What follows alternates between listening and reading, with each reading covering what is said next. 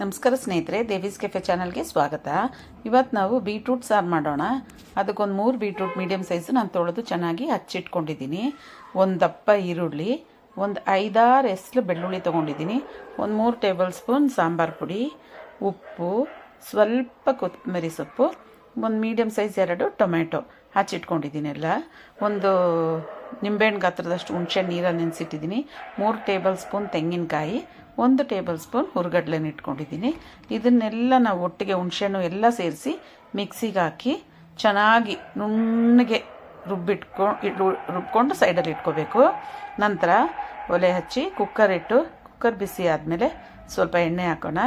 ಎಣ್ಣೆ ಬಿಸಿ ಆದಮೇಲೆ ಸಾಸಿವೆ, ಕರಿಬೇವಿನ ಸೊಪ್ಪು, ಒಂದು ಅರ್ಧ ಈರುಳ್ಳಿ ಹಾಕಿ ಚೆನ್ನಾಗಿ ಫ್ರೈ ಮಾಡಿ, ನಂತರ ಬೀಟ್ರೂಟ್ ಹಾಕಿ ನಾವು ರುಬ್ಬಿಟ್ಕೊಂಡಿರೋವಂಥ ಮಸಾಲೆನೂ ಅದಕ್ಕೆ ಹಾಕಿ ಚೆನ್ನಾಗಿ ಮಿಕ್ಸ್ ಮಾಡಿ ಒಂದು 2 ನಿಮಿಷ ಸ್ವಲ್ಪ ಹಸಿ ವಾಸನೆ ಹೋದ್ಮೇಲೆ ನಮ್ಗೆ ಎಷ್ಟು ನೀರು ಬೇಕೋ ಅಷ್ಟು ನೀರು, ನಮಗೆ ಸಾರು ಎಷ್ಟು ತಿಕ್ನೆಸ್ ಬೇಕೋ ಅದ್ರ ತಕ್ಕನಂಗೆ ನಾವು ನೀರು ಹಾಕ್ಕೊಂಡು ಚೆನ್ನಾಗಿ ಮಿಕ್ಸ್ ಮಾಡಿ ಕುಕ್ಕರು ಮುಚ್ಚಳ ಮುಚ್ಚಿಟ್ಟು ಒಂದು 2 ವಿಸಿಲ್ ಬಂದರೆ ಸಾಕು.